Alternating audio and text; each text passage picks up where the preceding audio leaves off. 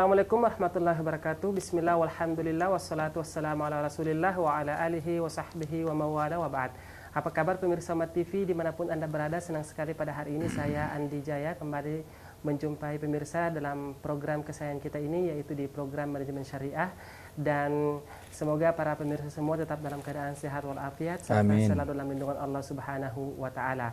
Dan telah hadir di studio kita pada sore hari ini narasumber tetap kita di program Manajemen Syariah, Bapak Dr. Henry Tanjung. Assalamualaikum Pak. Waalaikumsalam. Sehat Pak ya? Alhamdulillah. Alhamdulillah, baik. Hari ini kita akan melanjutkan lagi program Manajemen Syariah kita, dan insya Allah kita akan membahas Nabi Zulkifli. Nabi Zulkifli. Baik, silakan Pak. Assalamualaikum warahmatullahi wabarakatuh. Waalaikumsalam warahmatullahi. Para pemirsa sekalian yang berbahagia, alhamdulillah kita haturkan kehadirat Allah Subhanahu wa taala yang mana sampai hari ini Allah masih memberikan kita nikmat hidup sehingga kita dapat membahas ilmu-ilmu Allah yang tentunya sangat berguna bagi kita maupun bagi generasi kita selanjutnya. Pada kali ini kita akan membahas tentang kisah Nabi Zulkifli yang nanti kita akan mengelaborasi bagaimana kiat-kiat Nabi Zulkifli dalam memimpin rakyatnya, karena Nabi Zulkifli adalah seorang nabi yang juga seorang raja. Dan ketika Nabi Zulkifli menjadi seorang raja, rakyatnya hidup dalam keadaan makmur. Nah, ini kemudian menjadi penting bagi kita, ya, apalagi pada saat kondisi negara dalam keadaan yang tidak baik misalnya, maka ini menjadi inspirasi bagi para pemimpin untuk bagaimana melakukan sesuatu, ya, untuk mensejahterakan rakyatnya. Nah, ini kisah Nabi Zulkifli ini, ya, itu kemudian banyak kita temukan dalam beberapa literatur, dan kemudian di dalam Al-Quran kisah ini dapat kita lihat dalam surat Al-Anbiya, ya, surat yang ke-21, ayatnya ayat 85 sampai 86, ya. Kemudian juga nanti dalam surat As-Sod, surat yang ke-38, ayat yang ke-48. Para pemirsa sekalian yang ada di rumah, mungkin boleh membuka Al-Qur'annya, dan mari kita lihat bersama-sama Al-Qur'an surat Al-Anbiya, surat yang ke-21, ayat 85 dan ayat 86. Pada Ustaz Andi, mohon untuk dibacakan dengan suaranya yang merdu. Ya, baik. Sebelumnya ya, saya mengajak kepada pemirsa di rumah untuk sama-sama membuka mushafnya agar kita bisa lebih mentadabburi ayat yang kita baca. Untuk yang pertama kita akan membaca surah Al-Anbiya ayat yang ke-85 sampai dengan ayat 86, Ustaz ya? Iya, betul. Ya, baik. Surah Al-Anbiya tepatnya di surah yang ke-21 ayat 85 sampai ayat yang ke-86. أعوذ بالله من الشيطان الرجيم وإسماعيل وإدريس وذا الكفل كل من الصابرين وأدخلناهم في رحمتنا innahum minas salihin. Artinya? Ya. Dan ingatlah kisah Ismail, Idris, dan Zulkifli. Mereka semua termasuk orang-orang yang sabar. Dan kami masukkan mereka ke dalam rahmat kami. Sungguh mereka termasuk orang-orang yang soleh. Ya. Sadaqallahul azim. Ya, para pemirsa sekalian, dimanapun berada, ini Al-Anbiya ayat 85 ini bercerita tentang 3 nama orang nabi, yaitu Ismail, wa Idris, wa Zulkifli, ya. Ismail, Idris, dan Zulkifli. Di dalam tafsirnya dijelaskan, ini dalam tafsir Sofatut Tafasir, dijelaskan wadhkur liqaumika kisah Ismail bin Ibrahim wa Idris bin Syed wa Zulkifli. Nah, ya. Jadi ingatlah, sebutkanlah atau ceritakanlah kepada kaummu, ya.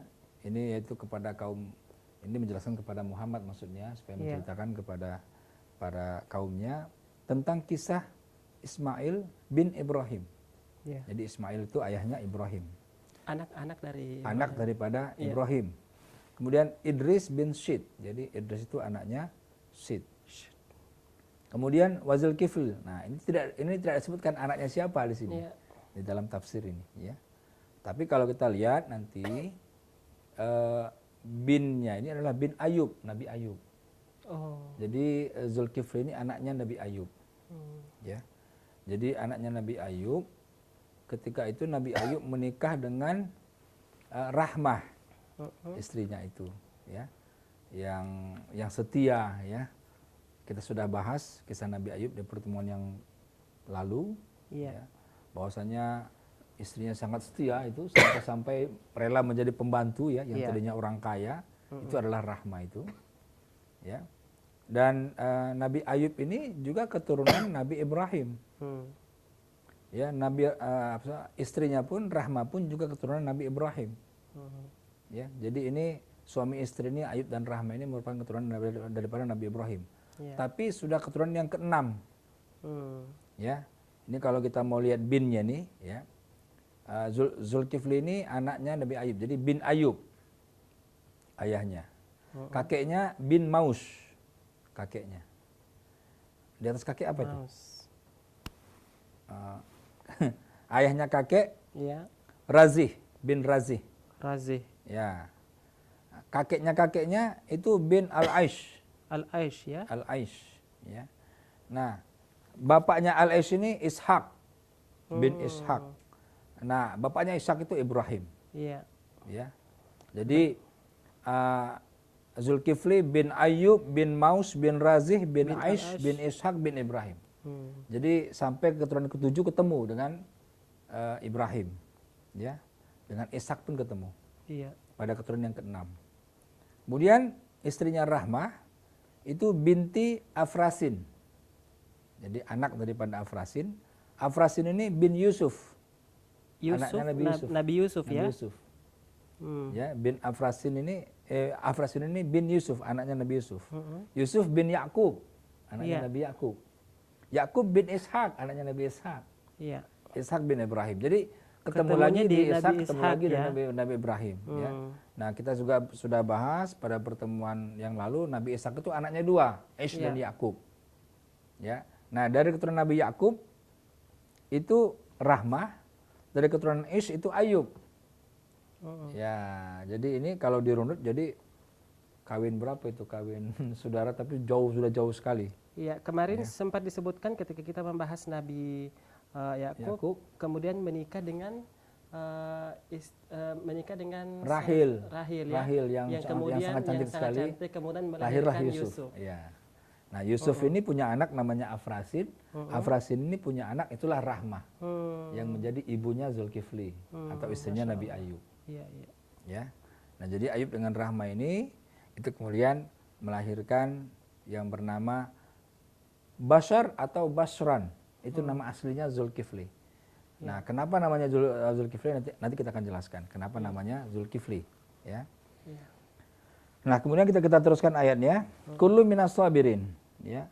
Nah, mereka bertiga itu Ismail, Idris, Zulkifli itu termasuk orang-orang yang sabar, ya. Ai kullu, ya, min haula'i, ya. Jadi al-anbiya min ahlil ihsan was sabr. Ya, mereka adalah ahli kebaikan dan ahli kesabaran. Ya, jahadu fillah, mereka berjihad, bersungguh-sungguh di jalan Allah. Wasabaru ala ma nalahu minal adza. Dan mereka adalah orang yang betul-betul tahan dengan sabar dengan apa yang menimpanya daripada azza itu apa? Kesakitan kali ya. Kesakitan, gangguan, ya, penderitaan lah. Ya, mereka tahan dengan itu. Kemudian wa adkhalnahum pada ayat yang ke-86, maka ayat adkhalnahum bisabrihim, maka kami memasukkan mereka dengan sebab kesabaran mereka, wa salahihim, dan juga dengan akibat kebaikan mereka, al jannata, jannah, surga. Ya, jadi dimasukkan mereka ke surga karena kesabaran, karena kesolehan. Ya. Darur rahmah wan naim, di mana surga itu merupakan tempat rahmat, tempat kasih sayang dan tempat kenikmatan. Ya. Innahum minas solihin. Sesungguhnya mereka bertiga termasuk orang-orang yang soleh. Ya. Ai li'annahum min ahlil fadli wassalah. Ya. Karena mereka itu merupakan ahlu keutamaan, ya. Mereka yang memiliki keutamaan dan kebaikan, ya. Solehin. Nah, jadi para pemirsa sekalian, ini dua ayat ini menggambarkan, ya, bagaimana kemudian sifat daripada Nabi Zulkifli, ya. Nah, tadi kita jelaskan kenapa namanya menjadi Zulkifli, ya. Namanya asalnya adalah Basar atau Basran. Nah, jadi ketika itu, ya, raja pada saat memerintah dan pada saat itu lahir Zulkifli itu adalah raja yang arif bijaksana. Ya. Nah, di dalam sebuah literatur disebutkan bernama Ilyasa, Nabi Ilyasa. Nabi Ilyas, ya, waktu iya, itu. Raja ketika Nabi Ayub itu. Nah, kemudian Nabi Ilyasa ini sudah tua dan tidak punya pengganti. Dan dia kemudian mengumpulkan rakyatnya. Kemudian dia buatlah pengumuman kepada rakyatku, aku sudah tua dan aku akan mengangkat seorang raja. Tapi syaratnya ini yang berat, 3 syaratnya. Pertama, dia harus berpuasa di siang hari. Ya. Kemudian yang kedua, dia harus bangun di malam hari untuk ibadah. Yang ketiga, dia harus dapat menahan marah. Nah, 3 ini. Ya. Nah, mendengar syarat ini tidak ada yang berani di antara rakyatnya yang mengacungkan tangan untuk menjadi pengganti raja ini. Nah, seorang pemuda yang bernama Basar inilah yang kemudian mengacungkan tangan, mengatakan saya sanggup. Ya. Dengan syarat mampu berpuasa di siang hari, kemudian bangun di malam hari untuk ibadah, kemudian menahan marah, sabar dan mampu menahan marah. Ya, nah 3 itu. Nah, kemudian dengan itu diangkatlah dia kemudian menjadi raja. Dan setelah memang betul, ya, dia dengan janji itu dia terus melakukan amalan-amalan tadi, meskipun dia sebagai seorang raja dia terus melakukan itu. Dan sampai meninggal raja Ilyasa pun dia terus melakukan seperti itu. Ya, nah sampai kemudian rajanya itu jadi rakyatnya menjadi makmur. Ya. Nah, itulah kemudian namanya menjadi Zulkifli, ya. Kifli itu kan dari kafala. Ya, takafal, ya. Kafala, ya. Memenuhi gitu, memenuhi, ya. Betul. Memenuhi syarat-syarat yang syarat-syarat. tadi. Nah, berarti Zulkifli lah yang orang yang memenuhi syarat-syarat tersebut. Nah, itulah. Nah, padahal nama aslinya bukan Zulkifli. Tadi disebutkan Bashar, ya. Bashar, ya. Nah, nama Zulkifli juga itu disebutkan juga pada surat yang lain, As-Sod. Coba lihat surat As-Sod. Kita buka sama-sama, ya. Ya, kita buka sama-sama pemirsa di rumah sekalian. Kita buka bersama-sama surat Sod. Surah yang ke-38, ayatnya ayat 48. Ayat 48. Baik. Ya. Mungkin silakan bisa dibaca. Ya, pemirsa di rumah juga boleh mengikuti, ya, bacaan kita di surah Sod, surah 38 ayat yang ke-48. Iya. A'udzu billahi minasy syaithanir rajim. واذكر إسماعيل واليسع وذا الكفل وكل من الأخيار. Ya. Yang artinya, dan ingatlah Ismail, Ilyasa dan Zulkifli, semuanya termasuk orang-orang yang paling baik. Iya. Ya. Jadi di situ disebutkan siapa tadi? Ismail, Ilyasa dan Zulkifli. Nah, jadi urutan, ya. Jadi urutan itu zaman juga. Jadi tadi yang ini kan rajanya kan Ilyasa tuh. Iya. Ya, penggantinya adalah Zulkifli. Ya, jadi penyebutan dalam Al-Qur'an itu memiliki makna. Seperti tadi Ibrahim, Ismail, ya, itu memiliki makna dia. Iya. Ya. Nah, jadi di sini kita lihat Zulkifli itu memiliki apa sifatnya? Akhyar. Ya. Nah, akhyar itu apa? Orang yang terpilih. Iya. Terpilih karena apa? Karena mereka paling baik lah. Jadi kalau namanya kita memilih kan berarti yang paling baik yang kita pilih. Iya. Namun Ya, Yasa ini bukan nabi ya, Ustaz. Ilyas nabi. Oh, Nabi Ilyas Nabi ya. Ilyas, Ini Ilyasa. Iya, Ilyas. Ada, Ya, Nabi ada dua Ilyas, nabi iya. kan, ada Nabi Ilyas, ada Nabi Ilyasa. Dan ini pernah kita bahas ya Pernah waktu kita itu, bahas, ya. cuman Ketika- tidak banyak karena nama Ilyasa itu Mm-mm. tidak banyak keterangannya dalam Al-Qur'an. Mm-mm. Berarti yang menjadi raja pada saat itu adalah Nabi Ilyas. Nabi Ilyasa, bukan Nabi Ilyas. Ilyasa. Maksudnya Nabi Ilyas gitu, Iya, bukan? nabi. Nabi Ilyas. Iya. Mm-mm. Tapi namanya Yasa gitu. Bukan, nabi itu ada dua, ada Ilyas, ada Ilyasa. Oh gitu. Iya. Oh iya. Nah, Baik. ya. Mm-mm. Jadi di situ maksudnya. Jadi yang di sini yang Ilyasa. menjadi raja sebelum Zulkifli adalah Ilyasa. Ilyasa, bukan Ilyasa, Ilyas, bukan Nabi Ilyas. Ilyas ya. Bukan, Ilyasa. Baik. Ya. Nah, jadi kalau di sini kita lihat ya. Nah, pertama tadi kita lihat sifatnya Nabi Zulkifli itu pada surat Al-Anbiya tadi ayat 8586 sifatnya dua di situ. Pertama sabar, yang kedua saleh. Itu kemudian disebutkan sabar dan soleh. Nah, yang surat As-Sod itu dia punya sifat lagi, itu sifat yang berbuat baik, ya terpilih kan dia berbuat baik, ya.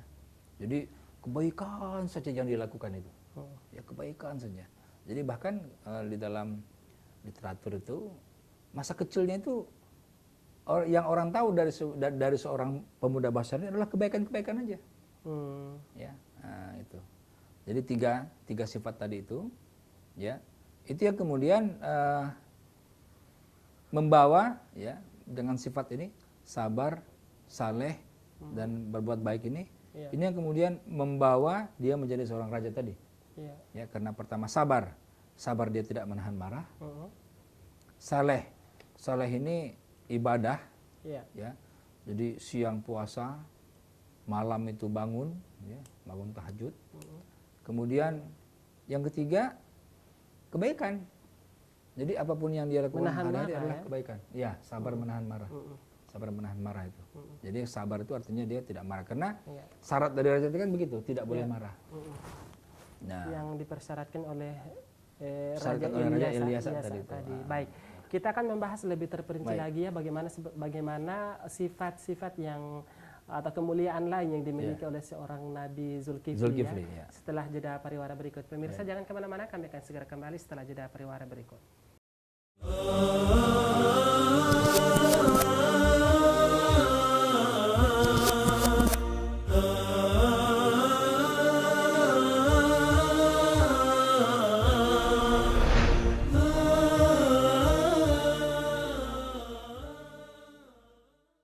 Ya pemirsa, kembali lagi di program Manajemen Syariah, masih bersama saya Andi Jaya dan narasumber kita Bapak Dr. Henry Tanjung, masih di pembahasan seputar Nabi Zulkifli alaihi salatu wassalam. Baik, tadi telah kita membahas sepintas ya tentang sifat-sifat atau kemuliaan yang dimiliki oleh seorang Nabi Zulkifli, yaitu beliau adalah termasuk orang-orang yang sabar, kemudian tergolong orang-orang yang soleh dan berbuat baik, ya orang-orang yang terpilih. Ya.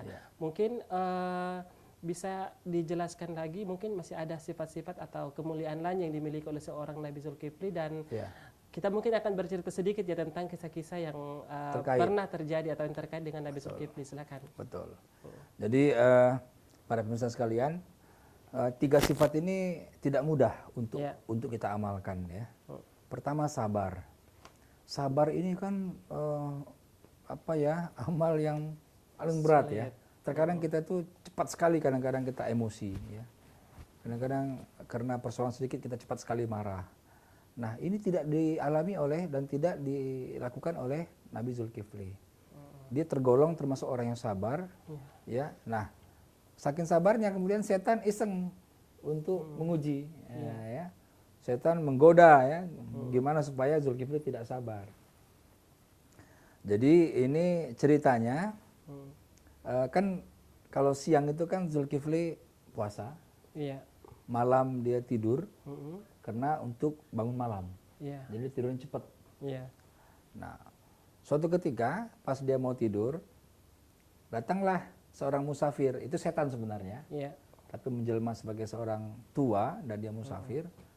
Tujuannya untuk mengganggu waktu tidurnya Nabi Zulkifli. supaya dia tidak bisa bangun malam ibadah, kira-kira gitulah. Mm-mm. Ya, diganggu, kemudian dipersilakan masuk, kemudian dia minta untuk berdiskusi. Iya. Ya, nah dia punya masalah dan dia ingin supaya Nabi Zulkifli yang memecahkan masalahnya. Iya. Kemudian Nabi Zulkifli mengatakan, oke, kalau itu masalah Anda, nanti saya punya penasehat yang akan memberi Anda nasihat. Nah, setan ini nggak mau kan?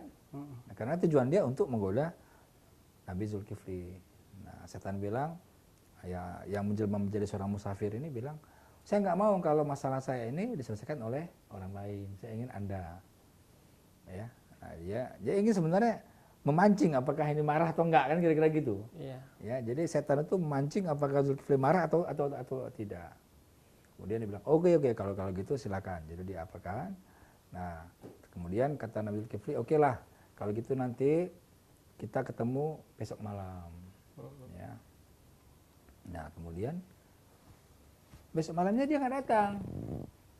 Malah dia datangnya pagi lagi gitu. Setan ya. Setan ini. Jadi selalu berusaha memancing emosinya Nabi Zulkifli. Iya. Ya. Kemudian ketemu pagi, dia terima lagi. Ya. Kemudian dia bilang, besok aja malam kita ngobrol lagi. Iya. Besok malam dia nggak datang lagi, datangnya pagi lagi gitu. Iya. Ya, nah 3 kali akhirnya kemudian tidak dihiraukan lah oleh Nabi Zulkifli. Dia tidak mau buka pintu. Iya. Dan kemudian barulah dia wujud aslinya keluar, dia menyelinap dari pintu, namanya setan gitu kan. Iya. Dan dia menampakkan diri dan barulah tahu Nabi Zulkifli itu adalah setan. Tapi walaupun begitu dia tidak marah nih Nabi Zulkifli ini. Nah, itulah kemudian setan menyerah dan dia katakan, aku sebenarnya adalah setan yang menggoda engkau supaya engkau marah. Nah, ini bagaimana setan itu menguji sabarnya Nabi Zulkifli. Iya. Dan sampai terakhir itu Zulkifli tidak marah. Ya, meskipun sudah diganggu, sudah berkali-kali, janjinya tidak ditepati. Nah, sekarang bagaimana kalau kita janji sama orang tidak ditepati, marah nggak kita? Ya, sekali kita mungkin masih oke, kedua kali mungkin kita sudah marah, 3 kali mungkin sudah marahnya luar biasa. Nah, jadi para pemirsa sekalian, bagaimana setan menguji kesabaran daripada Nabi Zulkifli ini dengan dengan berbagai upaya, ya. Dengan berbagai upaya. Nah, dalam versi yang lain itu dikisahkan setan itu mengganggu tidurnya, ya, mengganggu tidurnya. Iya. Jadi supaya dia tidak bisa tidur nyenyak dan dia tidak bisa bangun malam gitu. Jadi ganggu tidurnya. Dia pun tidak marah. Nah, dan setiap kali datang, ya, setan itu selalu diterima dengan Nabi Zulkifli. Ya, nah pernah ditanya, wahai Zulkifli, kenapa tidak ditolak saja tamu itu? Ya, nah maka dia mengatakan, menolak tamu sama dengan menolak keberkahan. Nah, ya, ini mungkin para pemirsa sekalian, ya, kalau ada tamu ke rumah kita jangan ditolak, ya, karena menolak tamu itu sama dengan menolak keberkahan. Iya. Nah, ini sebenarnya paling tepat untuk pemimpin. Iya. Ya, pemimpin, karena tamu-tamu yang datang ke rumah itu kadang-kadang dia punya persoalan, ya, dia punya persoalan dan dia butuh persoalannya diselesaikan. Iya. Nah, jadi pentingnya, ya, bagaimana kemudian mengadukan masalah, ya. Kalau sekarang itu lewat teknologi kotak pos 5.000 kali ya. Ya. Jadi kalau punya masalah diadukan lah, pengaduan gitu ya kira-kira. Tapi kalau zaman dulu kan pengaduannya langsung. Ya, tidak pakai kotak pos 5.000 gitu. Tapi bagaimana kalau rakyat punya masalah langsung diadukan kepada pemimpinnya, pada rajanya. Ya. Jadi kita lihat bagaimana tingkat kesabaran daripada Nabi Zulkifli itu luar biasa. Makanya kemudian diabadikan dalam Al-Quran. Ya. Nah, kemudian yang kedua yang luar biasa, ya, kisah Nabi Zulkifli ini adalah makbulnya doanya. Ya. Jadi itu ciri-ciri orang yang soleh itu, ya, doanya makbul. Iya. Jadi ketika dia sudah menjadi raja, ya, dia menyuruh rakyatnya untuk berperang, ya, melawan pihak lain lah, ya, Ya. lawan Musuh. pihak lain. Iya. Nah kemudian rakyatnya ini nggak mau perang karena takut mati gitu, ya. Dan dia minta kepada Nabi Zulkifli, tolonglah doakan kepada Allah supaya kami nggak mati, kami mau perang. Ya, jadi kalau ada jaminan kami nggak mati, kami perang gitu, kira-kira gitu, ya. Jadi lucu memang ya. Padahal kalau perang itu kan ya jaminannya, taruhannya kan nyawa. Iya. Tapi mereka mau berperang asal mereka dijamin mereka hidup, kira-kira begitu. Nah itulah kemudian Nabi Zulkifli mendoakan, ya, mendoakan supaya rakyatnya ini selamat dalam peperangan dan menang. Kemudian itu Allah kabulkan, dan kemudian rakyatnya berperang dan akhirnya menang. Ya. Jadi doa orang yang soleh itu memang luar biasa. Ya, tapi kesolehan tertentu lah. Ya.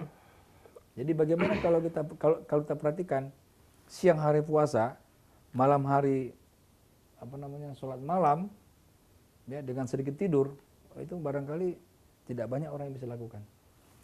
Ya. Kalau kita setiap siang kita berpuasa seperti itu luar biasa. Ya. Nabi Daud aja masih puasa buka. Ya. Nah, ini siang hari berpuasa. Ya. Malamnya itu terus-terusan. Berarti puasa setiap hari ya? Luar biasa itu. Itu hanya orang tertentu yang makanya namanya Zulkifli itu. Iya. Orang yang sanggup begitu karena syaratnya terlalu berat. Iya. Ya. Tapi karena memang kesolehannya itulah maka kemudian disebutkan dia orang yang terpilih, akhyar. Ya. Orang yang terpilih. Baik. Tadi sempat disebutkan Pak ketika raja pada waktu itu ya sudah mulai tua, kemudian memberikan persyaratan bahwa orang yang bisa menggantikan saya nantinya adalah orang yang memenuhi syarat tadi, puasa di siang hari, kemudian bangun di malam hari dan menahan amarah.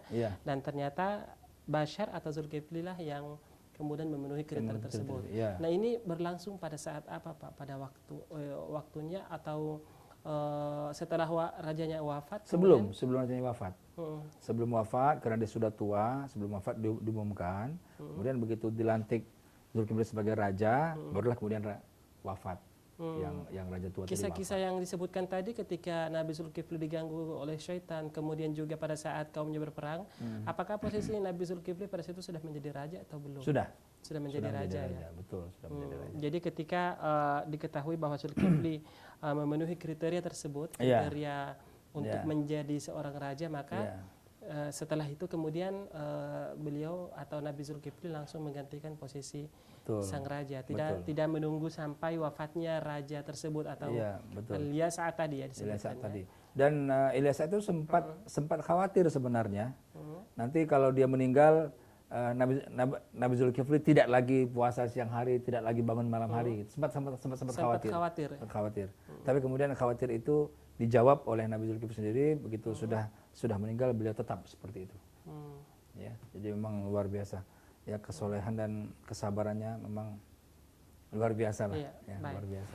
Menarik sekali ya kisah-kisah dari Nabi Zulkifli ya. Dan kita akan membahas lebih detail lagi apa pelajaran yang bisa kita ambil dari kisah Nabi Zulkifli alaihi salatu wassalam, dan kita akan khususkan di segmen apa seperti itu setelah jeda pariwara berikut. Ya, pemirsa jangan kemana-mana, kami akan segera kembali dengan pembahasan yang lebih terperinci lagi tentang Nabi Zulkifli setelah jeda pariwara berikut ini.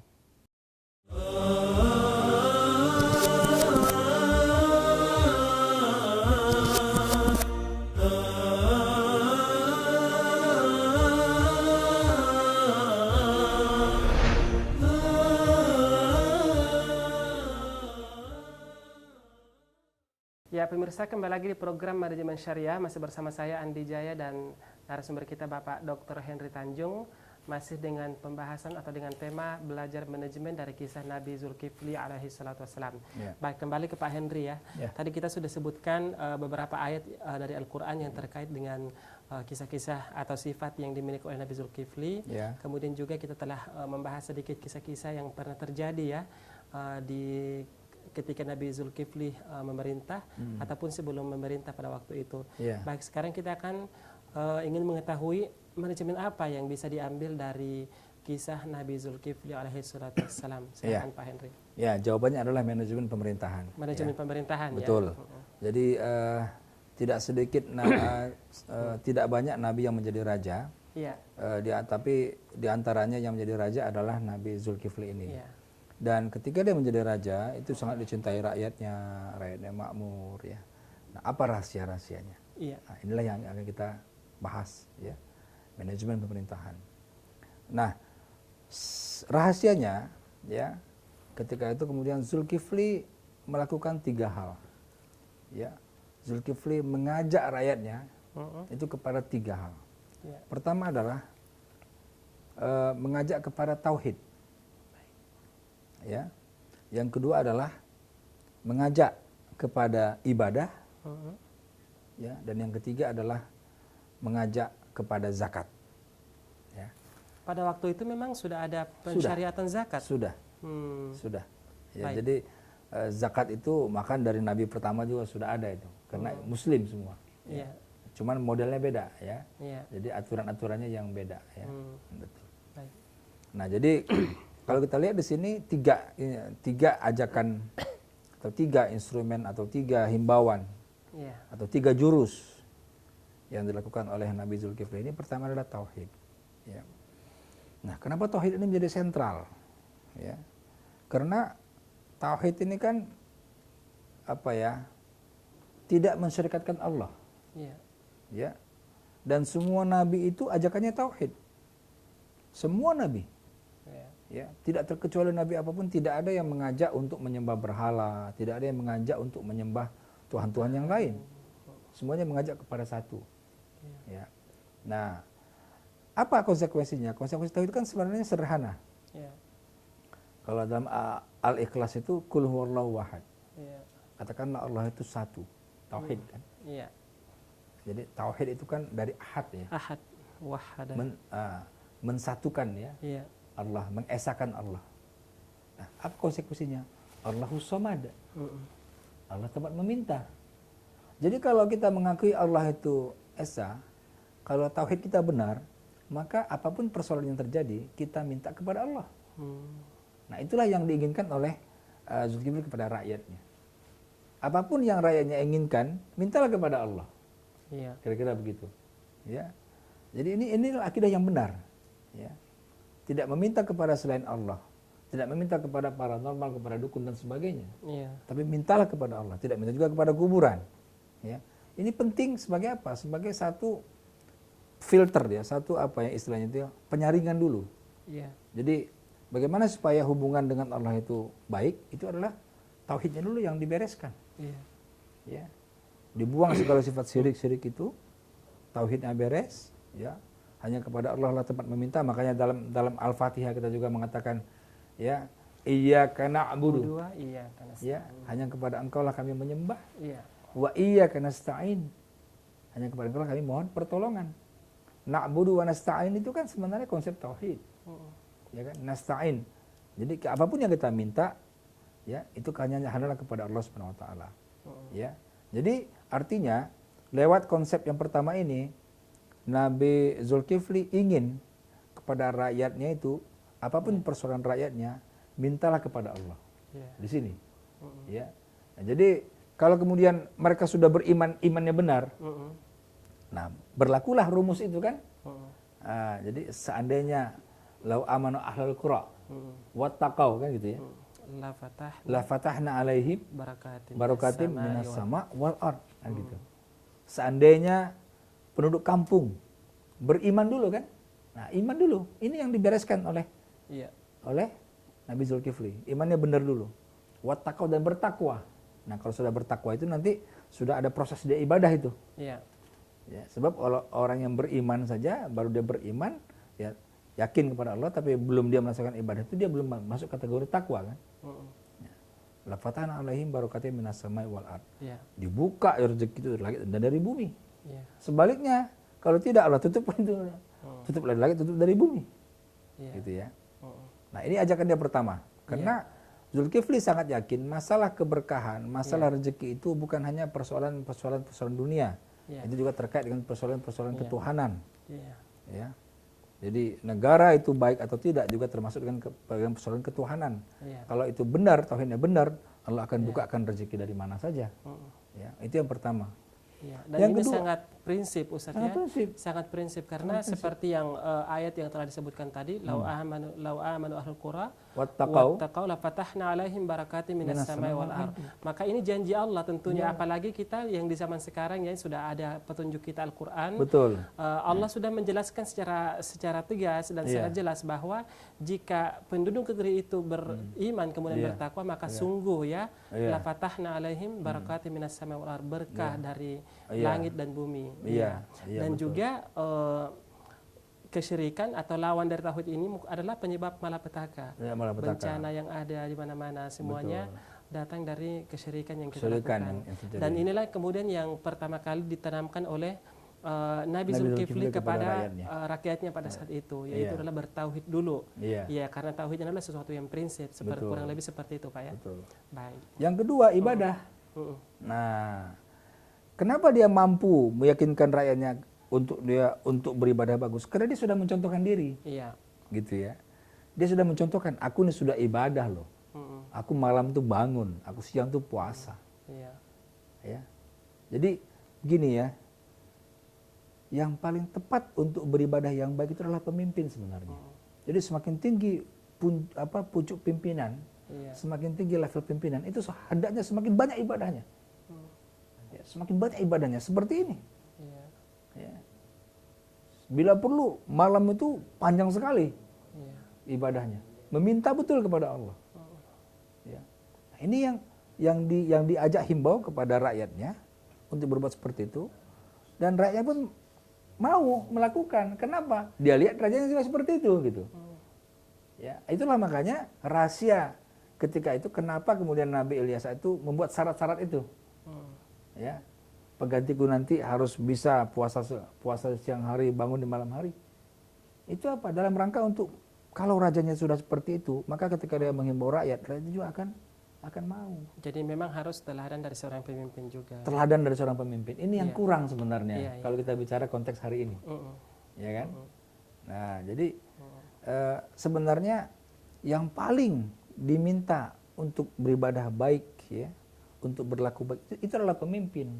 Kenapa? Karena kebijakan seorang pemimpin itu akan menentukan.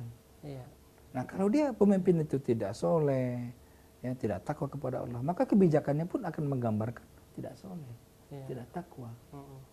Ya. Tapi kalau pemimpinnya soleh, takwa, maka kebijakannya pun akan pro pada takwa gitu. Ya. Ya, jadi mungkin istilahnya bukan lagi pro orang miskin ya, tapi pro orang takwa mestinya gitu ya. Jadi harus kita berani itu merubah kebijakan-kebijakan itu gitu ya. Jadi artinya apapun yang kita ambil merupakan sebuah kebijakan itu dalam rangka mengajak orang untuk berbuat takwa. Iya, pola pikir pemimpin harus mengarah ke situ ya Pak ya. Mengarah ke situ baru berubah. Ya, nah jadi tauhid, ya, sikap, keyakinan, kemudian ibadah, amal hari-hari. Nah terakhir zakat. Nah, zakat ini sudah bicara kesejahteraan. Ya, kalau dalam negara itu sudah bicara fiskal, bicara APBN nih. Ya, anggaran pendapatan belanja negara sudah ini.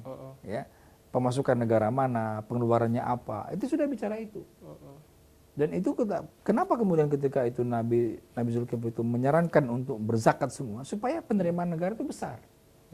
Ketika penerimaan negara besar, maka bisa digunakan untuk hal-hal yang sifatnya urgen, seperti pendidikan, kesehatan, fasilitas fasilitas umum dan apa sebagainya. Dan juga akan membuat kekayaannya kan lebih merata ya, lebih merata. Masyarakat. Orang-orang miskin pun tidak akan kelaparan karena ada dana zakat tadi. Ya. Dan hampir semuanya rakyatnya bayar zakat. Kenapa? Karena sudah bertakwa gitu. Jadi betul-betul yang dibina itu pertama tauhidnya dulu, ya. Kemudian baru ibadah, baru kemudian zakat. Jadi ketika mereka mengeluarkan zakat itu dengan sangat mudah. Udah nggak mikir lagi gitu berzakat itu. Kenapa? Imannya benar, ibadahnya bagus. Jadi sebenarnya sederhana rumus sejahtera itu ya. Rumus sejahtera itu kalau penduduk beriman bertakwa. Ya. Wa may yattaqillaha yaj'al lahu makhraja wa yarzuqhu min haitsu la yahtasib. Ya. Jadi kalau kita lihat konteks berzakat ya, kalau zakat itu kemudian dikumpulkan dan digunakan untuk kemakmuran rakyat, itu pasti akan makmur. Iya. Pasti akan makmur. Karena di dalam konteks zakat itu terjamin keadilan. Iya. Ya, orang yang kaya membantu yang miskin. Iya. Ya. Nah, di samping keadilan juga ada persaudaraan di situ. Iya. Ya, karena orang miskin itu menganggap orang kaya ini adalah sebagai saudara dia, karena sudah membantu dia. Iya. Persatuan juga muncul di situ. Kekuatan umat juga akan bagus. Ya. Nah, jadi manajemen pemerintahan itu memang kalau kita bicara hari ini kan kita banyak bicara ukuran-ukuran kuantitas kan. Iya. Ya, tapi jarang kita bicara ukuran-ukuran kualitas. Iya. Ya. Nah, kita bicara strateginya begini, ya, ekspor misalkan atau impor misalkan, Iya. atau kurs, ya, atau bagaimana caranya supaya itu hanya berupa ukuran-ukuran kuantitas, tapi kita tidak pernah bicara ukuran-ukuran kualitas. Iya. Nah, ini yang mesti kita tanamkan kepada warga. Ya. Jadi kalau sudah ini tertanam, tauhidnya benar, ya, ibadahnya bagus, maka dengan sendirinya sejahtera itu akan terjadi. Ya. Karena ketika diminta zakat, jangankan zakat, sedekah pun dia mau. Sudah dia bayar zakat, dia sedekah segala macam, dia berwakaf, dia berinfak. Iya. Ya, jadi perputaran ekonomi itu akan terjadi sendirinya. Iya. Dengan sistem Islam yang baik itu. Iya. Ya. Nah, jadi sepertinya kita harus banyak belajar juga kepada kisah Zulkifli tentang ekonomi Islam. Ya. Bagaimana ini soalnya sudah terjadi. Iya. Bagaimana seorang nabi, seorang raja itu mampu membuat rakyatnya itu sejahtera dan makmur. Iya. Apa resepnya kan gitu kira-kira. Iya. Itulah yang kemudian kita temukan dalam kisah Nabi Zulkifli ini. Iya, Masya Allah ya, penerapan sistem pemerintahan yang ada di Sistem pemerintahan. Nabi pada saat Nabi Zulkifli, Betul. selayaknya bisa menjadi contoh ya bagi pemerintah atau pemimpin kita yang sekarang di belahan bumi manapun. Iya. Ya, kita tidak menunjuk pada salah satu person, tetapi secara umum ini berlaku ya, bahwa ini merupakan teladan bagi kita untuk bagaimana kita bersikap ke depan seperti itu. Iya. Khususnya dalam pemerintahan kita ini ya. Karena segmen kita pada hari ini yaitu belajar manajemen dari kisah Nabi Zulkifli alaihissalam pada segmen pemerintahan ya. Jadi Nabi Zulkifli menerapkan kurang lebih yang disebutkan tadi, tiga hal yang harus diterapkan kepada masyarakatnya pada waktu itu. Yang pertama adalah bagaimana kemudian masyarakat harus diajak kepada tauhid, menyempurnakan tauhidnya, memurnikan tauhidnya, keimanannya hanya kepada Allah Subhanahu wa taala. Kemudian ketika prinsip tauhid tersebut sudah tertanam, maka insya Allah semangat untuk beribadah akan muncul dengan sendirinya karena dengan prinsip tauhid tadi. Dan telah kita sebutkan tadi ya, walaupun mungkin di zaman Nabi Zulkifli ya belum ada ayat Al-Qur'an yang menjelaskan secara terperinci sekali ya pada saat itu.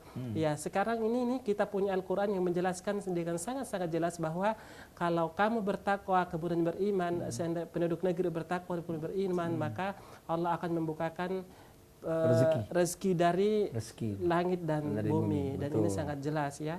Dan yang terakhir tadi adalah poin zakat ya, penerapan zakat pada masyarakatnya. Ya, karena zakat ini akan lebih memakmurkan dan lebih memeratakan kehidupan ya yang ada di masyarakat tersebut. Baik.